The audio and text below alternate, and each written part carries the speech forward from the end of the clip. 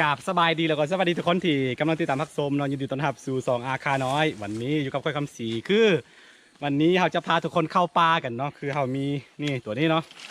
เจ้าตัวนี้เขาเอิ้นว่าร้องเนาะภาษาตามภาษาลาวเอิ้นว่าร้องเนาะคือมันเป็นกับดักชนิดหนึ่งเนาะที่กับไว้ดักนกเนาะเขามีวัตถุดิบก็คือแมงเมาคือลืมบอกทุกคนเนาะตอนนี้ฝนตกแล้วฝนตกมาได้2 วันแล้วหลังจากที่ฝนตกมาได้เป็น7-8 เดือนนะนี่ให้เบิ้งพี่นี่คือแมงเมาเนาะที่เขาไปขุดเอาเขาจะใส่ตัวนี้แล้วก็วางไว้คือโดยทั่วไปแล้วโดยปกติแล้วเนาะเขานิยมใส่รองกันช่วงตอนเช้าๆแล้วก็ตอนแรงไปนี่เนาะประมาณ4-5 โมงเหมือนไหมเนาะเวลามันตื่นนอนกับเวลามันจะเข้านอนเนาะมันจะมาถือนกเนาะโอเคแล้วขั้นตอนต่อไปวิธีการใส่กับดักหรือว่าใส่รองนี่มันเป็นแบบใดเนาะแล้วขอให้ทุกคนติดตามยาวๆไปตอนนี้เราเดินไปก่อนหาจุดที่เหมาะนิดนึง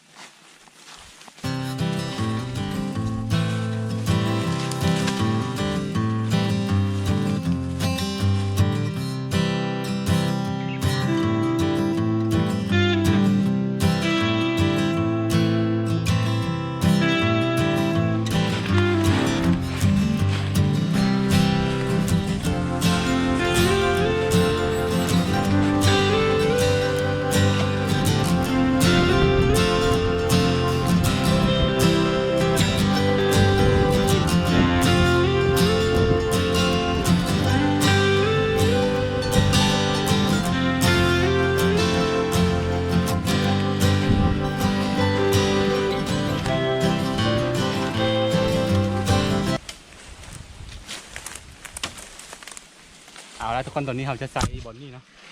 วิธีการใส่ก็ง่ายๆนึงบริเวณยุ่งยากแล้วเอาพาตัวนี้เนาะพาตัวนี้เข้าไปคือมาใส่รองแบบนี้เฮ็ดให้คิดถึงไว้ก็วัยความทรงจำเนาะสมัยตอนเด็กๆประมาณ10 ขวบ11 ขวบมักไปใส่แบบนี้เนาะใส่รองแล้วก็เอาตัวนี้ไปเสียบไว้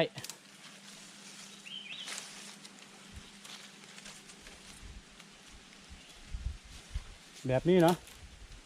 แล้วก็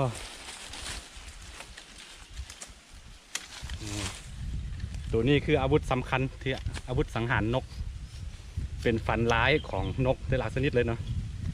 คันมันเดินผ่านหรือว่ามันบินผ่านนะมันสิบอลอดเห็นตัวแมงเมากำลังดินมันก็จะมากิน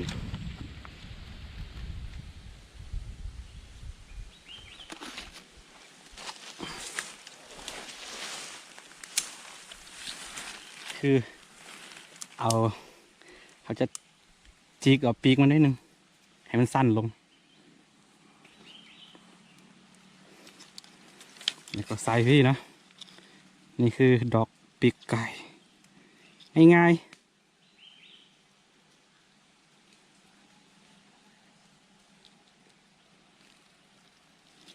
นี่เวลานกเห็นอันตัวแมงเมามันดิ้นแบบนี้เนาะมันจะมากินนะแล้วก็ใส่เข้าไป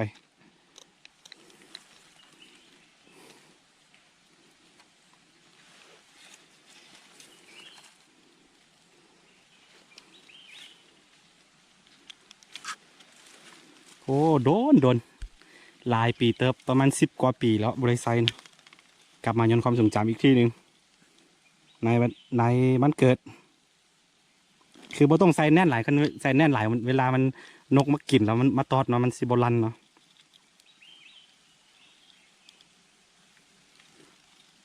นี่ง่ายๆแบบนี้เลย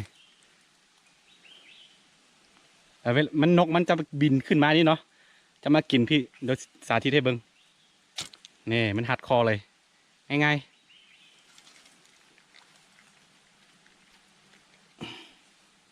ๆโอเคตัวนี้เขาซิไซจริงเนาะทิ้งไว้ประมาณชั่วโมงหนึ่งแล้วค่อยมายามอีกทีหนึ่ง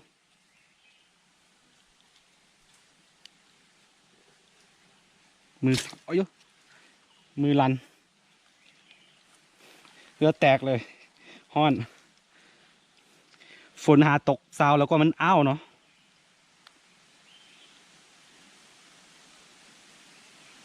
นี่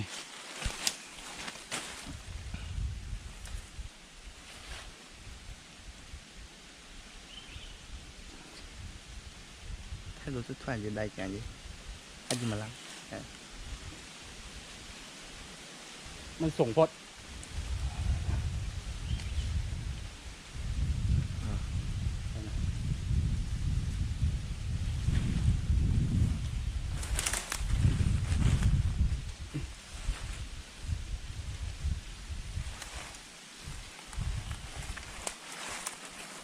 แข็ง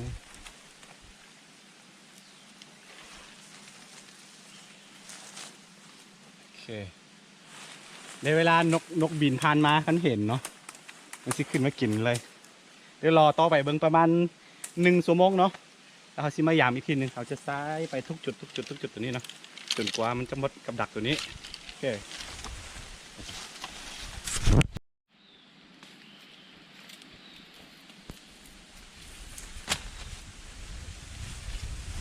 ติดตามยาวๆทุกคนเลย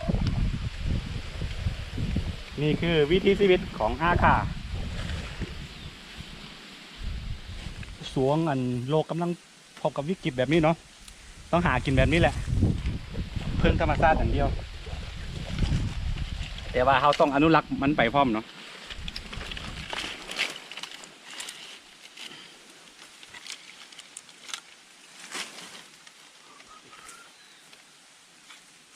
พูดจริงไงล่ะ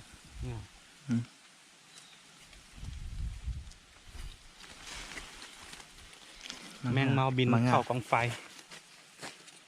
เคยยินตำนานเดี๋ยวพรุ่งนี้เช้าเนาะเขาจะมาใส่อีกทีนึงจะไปเปลี่ยนสถานที่บ่มาบ่นี่หรอกสิหากินแบบนี้ไปเรื่อยๆดูซ้ำ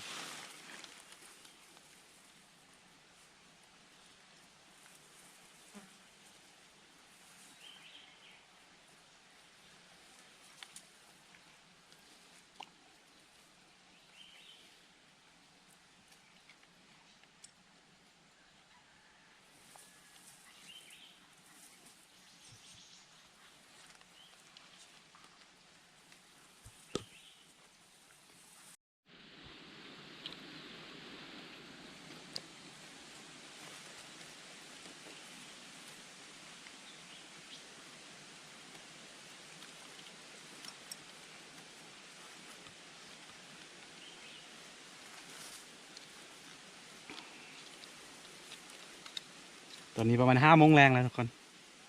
เดี๋ยวมันนกมันเกี่ยมจะเข้าไปนอนเนาะ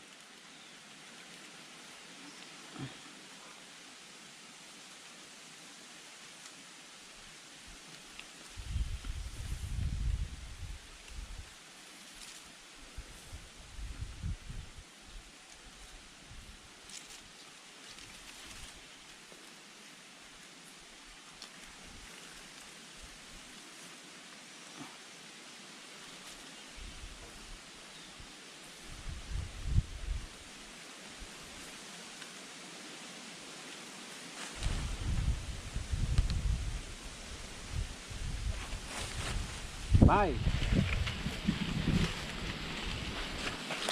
ระยะห่างระหว่าง2 อันเนาะขอเพียงแต่ว่าแล้วแต่ผู้มักเนาะเขา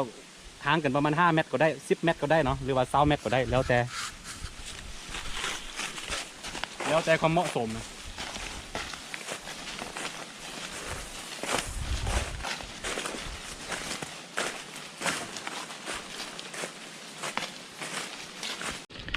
ในตอนนี้เราวางกับดักโตสุดท้ายแล้วแหละเนาะตอนนี้เราสิไปเฝ้าประมาณ1 ชั่วโมงเนาะแล้วจึงกลับมาเยี่ยมอีกที่หนึ่งตอนนี้ก็มันใกล้ๆจะค่ำแล้วช่วงประมาณ5 โมง 6 โมงคือช่วงนกกำลังจะขึ้นไปนอนนะถึงเวลามันเห็นมันก็สิมากินเนาะ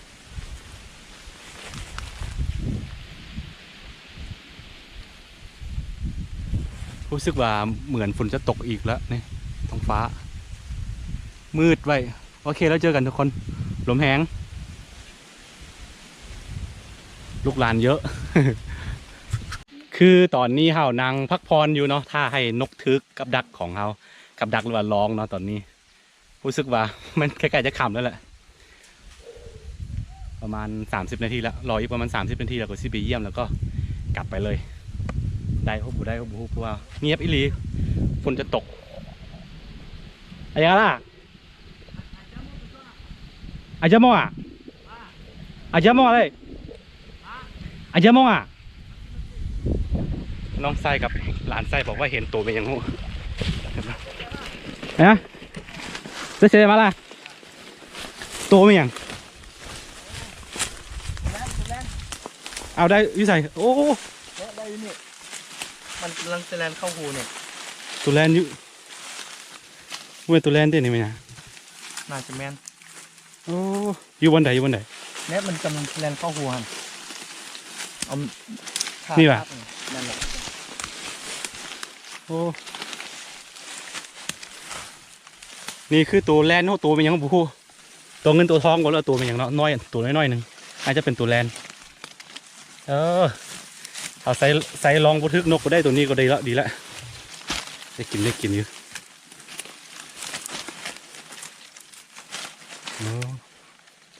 น่าจะเป็นตัวนั้นเนาะตัวแลนภูเขานะไม่แหละตัวลูกมันอันนี้เบิ้งหูแล้วถ้าตัวใหญ่เต็มวัยประมาณ3 โลเนาะตัวนี้เนาะ2 โล 3 โลอันนี้เป็นลูกมันเบิ้งหูแล้วมันอยู่หูนี่ปะ แม่นแหละมันกำลังจะแลนเข้าหัน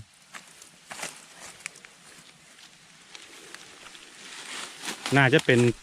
ตัวแลนภูเขาเนาะหรือว่าภาษาอาคาเรียกว่าจังโยนอ่ะนี่เนาะน้องทรายกับหลานทรายได้เขามาขี้ เห็น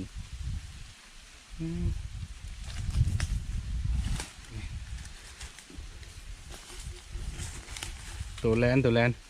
โอ้ตัวนี้กินเคยกินตอนไปหลวงบางเนาะอยู่อันปักมองนะก็ขายร้ายตัวนี้เฮ็ดอาหารขายเดี๋ยวสิไปเฮ็ดเบิ้งเนาะอบแล้วก็ซีมเบิ้งตัวแลนภูเขาไปแหละว่ามันตัวเหี้ยหรือว่าตัวเงินตัวทองหรอกตัวเงินตัวทองมันจะใหญ่นะตัวนี้จะเป็นตัวแลนภูเขาหรือว่าจังยอภาษาอาคาไปนี่ถ่ายพวงแล้วมือนี่นะอาหารได้อาหารแล้วถึงมาบ่ได้นกนี่ได้บ่ได้ยังบ่แน่เนาะถือว่าเขาได้ตัวนี้แล้ว สบดี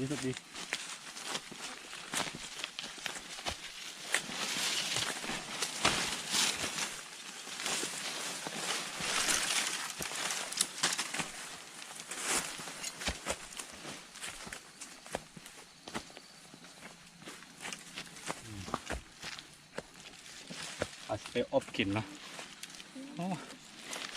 บ่เคยเห็นตัวนี้มานานแล้วเห็นตัวแลนภู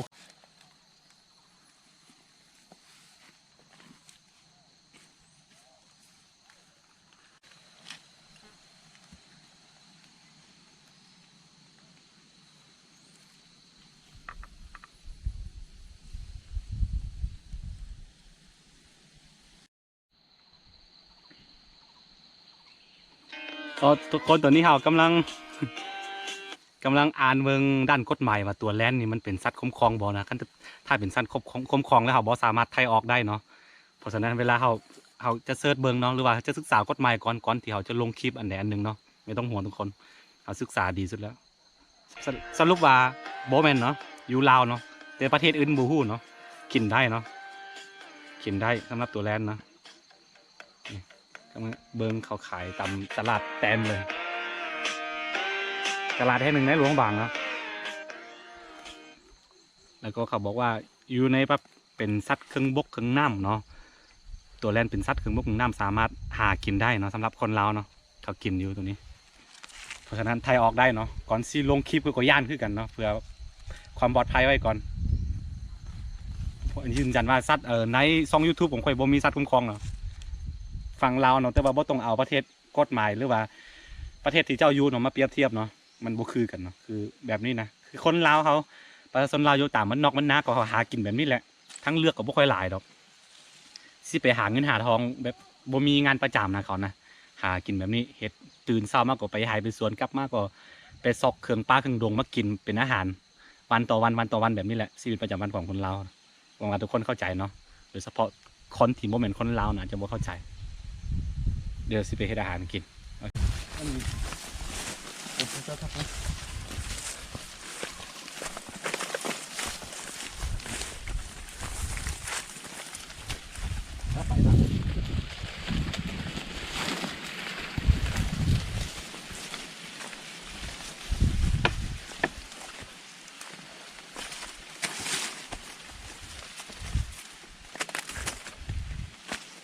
สุดอ่ะ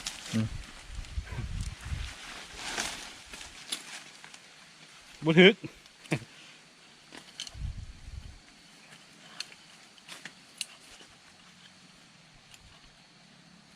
คือเขามาอันพดมาสวยพดมาตอน4 โมงนะแล้วก็ตอนนี้ฝนจะตกนะต้องรีบกลับ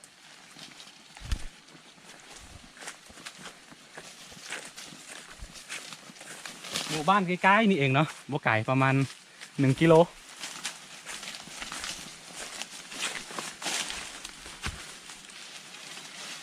บุทึก